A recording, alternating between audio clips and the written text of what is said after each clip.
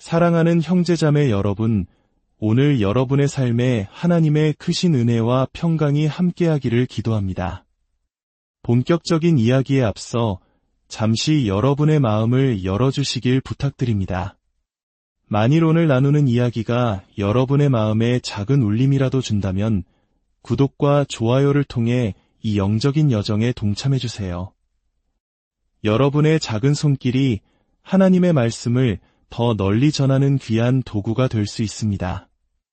이 채널을 통해 계속해서 주님의 위로와 지혜를 나누는 일에 여러분이 함께해 주시길 소망하며 듣는 모든 분들의 가정과 삶 위에 주님의 축복이 가득하기를 간절히 기도합니다. 솔직히 말씀드리자면 제 삶의 원동력은 바로 이것이었습니다. 하나님께서 하신 말씀을 붙들고 그것을 몇 번이고 되새기는 것. 제가 그 구절을 이미 1000번이나 읽었다 해도 상관없습니다. 저는 바로 지금 한 번 더 그 말씀이 필요하기 때문입니다. 몇 년 전 제게는 육체적으로 매우 힘든 시간이 있었습니다. 소장의 종양이 자라면서 처음에는 음식을 먹을 수 없게 되었고 나중에는 물조차 마실 수 없는 지경에 이르렀습니다. 며칠 동안 안락의자에 기댄 채 꼼짝도 할 수 없었고 결국 낯선 도시의 호텔을 거쳐 병원 침대에 눕게 되었습니다. 그 고통스러운 시간 속에서 제가 할 수 있었던 유일한 일은 성경책을 펴거나 혹은 제 손에 들린 작은 전자기기를 통해 제 삶을 향한 예언의 말씀들을 듣고 또 듣는 것이었습니다. 바로 이 성경적 묵상이 저를 살아있게 했고 제정신을 유지하게 했습니다. 물론 어떤 분들은 제 정신 상태를 의심하실 수도 있겠지만 적어도 제 기준에서는 온전한 정신을 지킬 수 있었던 유일한 방법이었습니다. 진심으로 이것은 제 생명의 원천이었습니다. 하나님께서 하신 말씀을 붙잡고 그것을 반복하고 또 반복해서 곱씹는 것. 제가 그 구절을 1000번, 10,000번 읽었다 해도 중요하지 않습니다. 저는 단 한 번이라도 더 그 말씀이 필요했습니다. 여러분도 그 말씀을 붙잡고 기도하기 시작할 수 있습니다. 예를 들어 주님께서 내 손에서 너를 빼앗을 자가 아무도 없느니라 라고 말씀하셨다면 이렇게 기도하는 겁니다. 하나님, 감사합니다. 제 삶이 아버지의 강한 손 안에 단단히 붙들려 있음을 감사합니다. 아버지의 능력이 저를 보호하시고 제 심장을 붙드시는 아버지의 손길이 저를 안전하게 지키십니다.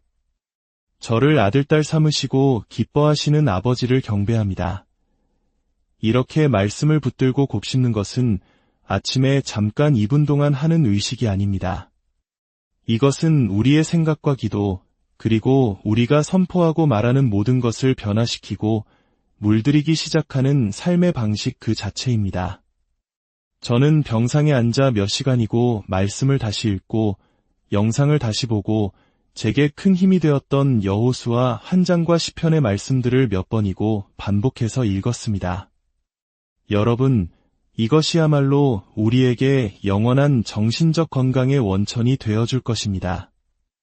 특히 이 혼란한 시대를 살아가는 우리 모두에게는 더욱 그렇습니다. 시편 한 편 1절을 보겠습니다.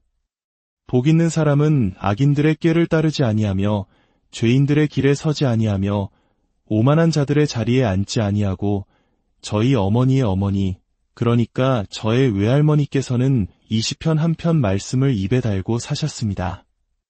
지금 이 구절을 읽고 있는데도 마치 할머니의 음성이 귓가에 맴도는 것 같습니다. 아마 할머니께서는 저를 조금 걱정하셨나 봅니다. 제게 유독 이 말씀을 자주 들려주셨거든요. 오만한 자들의 자리에 앉지 말아라네. 할머니, 지금도 최선을 다하고 있습니다. 2절입니다. 오직 여호와의 율법을 즐거워하여 그의 율법을 주야로 묵상하는도다. 그리고 3절, 그는 시냇가에 심은 나무가 철을 따라 열매를 맺으며 그 잎사귀가 마르지 아니함 같으니 그가 하는 모든 일이 다 형통하리로다. 이 구절은 여호수아 한 장의 말씀과 완벽한 짝을 이룹니다. 최근 캘리포니아 전역에 길었던 가뭄이 공식적으로 끝났다는 소식을 들었습니다. 주님, 감사합니다. 하지만 여러분, 저는 감히 이렇게 말씀드리고 싶습니다. 세크라멘토 강가에 서 있는 나무들은 사실 가뭄이 있었다는 사실조차 전혀 알지 못했을 겁니다. 강가의 나무들은 가뭄이 무엇인지 전혀 알지 못했습니다. 하나님의 말씀을 주야로 묵상하는 사람은 다른 사람들이 겪는 영혼의 가뭄을 겪지 않습니다. 왜냐하면 그의 뿌리는 땅속 깊은 곳으로 뻗어내려가 마르지 않는 하나님의 지하 수맥에 닿아 있기 때문입니다. 그곳에는 언제나 차고 넘치는 생명수가 흐릅니다. 하나님의 말씀은 그분의 심장으로부터 우리를 향해 24시간 내내 멈추지 않고 흘러나옵니다. 이것이 바로 다윗이 내가 밤중에 일어나 주의 일들을 생각하나이다. 내가 침상에 누워 주의 말씀을 깊이 생각하나이다 라고 고백한 이유입니다. 그는 침대에 누워서도 자신의 삶에 선포된 그 말씀들을 묵상하고 기도했습니다. 한밤중에 잠에서 깨셨나요? 그 시간을 유용하게 사용해 보십시오. 불안과 두려움 속에서 뒤척이는 것보다 목적을 가지고 깨어나는 것이 훨씬 낫지 않겠습니까? 만약 시편 127편의 말씀이 마음에 와닿는다면 밤에 깨어 이렇게 기도할 수 있습니다. 하나님, 제가 잠들어 있는 이 순간에도 저를 위해 모든 것을 예비하고 계심을 감사합니다. 여러분의 상황에 맞는 어떤 구절이든 좋습니다. 그 구절을 붙잡고 기도하며 깊이 생각해 보십시오. 저는 여러 번 말했습니다. 우리가 더 나은 밤을 보낼 때 더 나은 낮을 맞이할 수 있다고 말입니다. 이처럼 성경 말씀을 묵상하고 성령의 임재와 교제하는 것은 우리 각자의 삶에서 승리를 쟁취하는 데 있어 절대적으로 중요한 부분입니다. 다시 말씀으로 돌아가 봅시다. 그의 기쁨은 오직 여호와의 율법에 있으며 그의 율법을 밤낮으로 묵상합니다. 그는 시냇가에 심은 나무와 같아서 계절에 따라 열매를 맺고 그 잎사귀는 결코 시들지 않으며 그가 하는 모든 일이 번성할 것입니다. 다시 한번 강조합니다. 우리 영혼의 풍요로움은 하나님의 말씀을 성경적으로 묵상하는 것과 깊이 연결되어 있습니다. 그것은 신음하는 것이고 중얼거리는 것이며 기도하는 것이고 인용하는 것입니다. 그것은 선포하는 것이고 방송하는 것이며 노래하는 것이고 내 삶을 향한 하나님의 모든 말씀을 내 안에서 반복하여 연습하는 것입니다. 그럴 때 믿음의 심장 안에서 놀라운 일이 일어나기 시작합니다. 우리가 묵상하도록 초대받고 명령받은 3가지가 있습니다. 첫째는 하나님의 말씀입니다. 하나님께서 하시는 모든 말씀을 마음에 새기십시오. 제 성경책 나훔서에는 2009년 8월에 주님께서 제게 특별히 말씀하신 구절 옆에 날짜가 적혀 있습니다.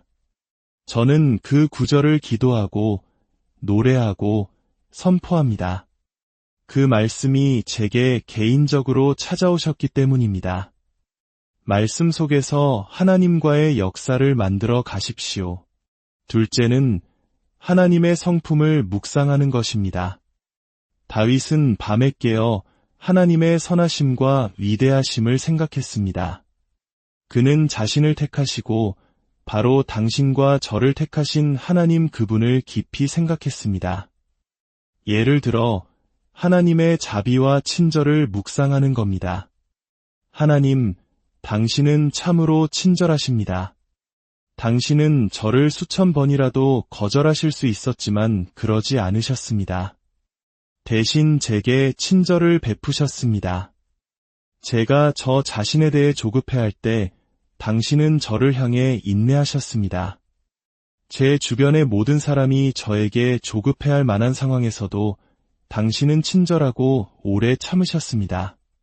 당신은 제가 마치 보물인 것처럼 저를 대해 주셨습니다. 저는 그저 버림받아 죽지 않고 멀리서 살아남기만 해도 행복했을 텐데 당신의 친절은 제 존재를 바꾸었고 제 생각을 바꾸었으며 제가 믿는 것을 바꾸었습니다. 희망찬 미래를 가질 수 있게 된 것은 바로 당신의 친절 덕분이었습니다. 하나님, 당신의 길은 측량할 수 없습니다. 바로 이 순간 여러분의 영혼은 그분의 말씀과 본성, 그분의 마음과 뒤섞이고 엮이게 되는 것입니다. 셋째는 다윗이 말했듯 하나님의 행하심을 묵상하는 것입니다.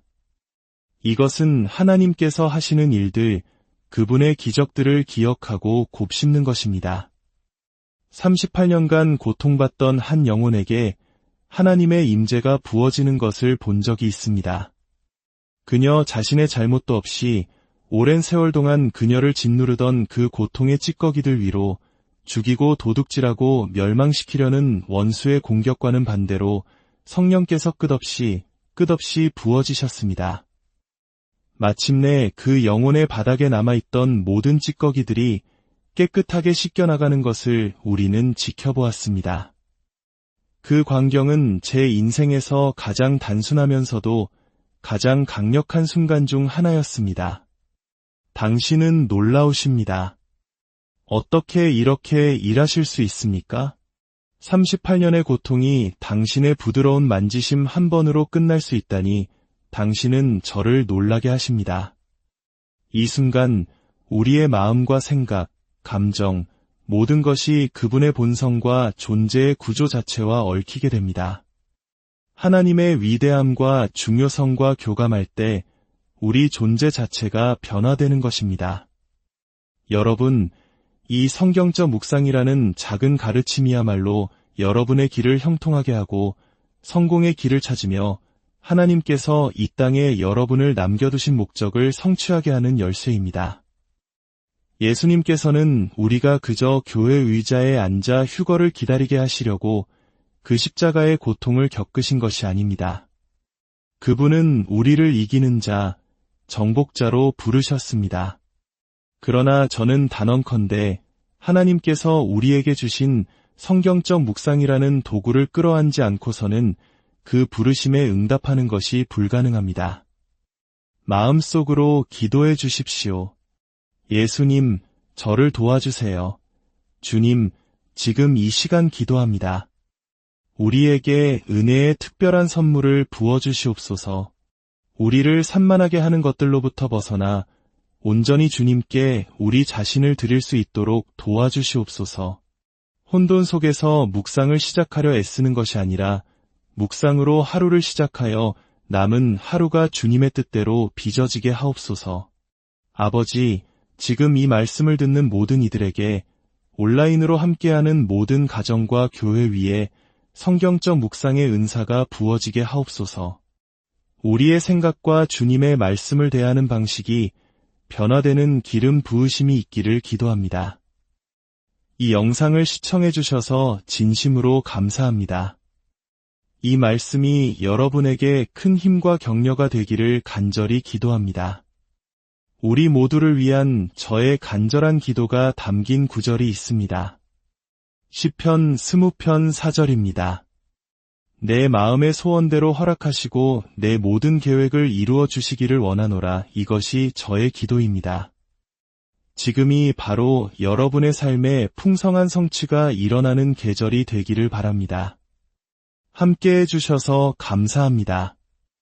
여러분의 삶에 하나님의 풍성한 은혜와 평강이 늘 함께하기를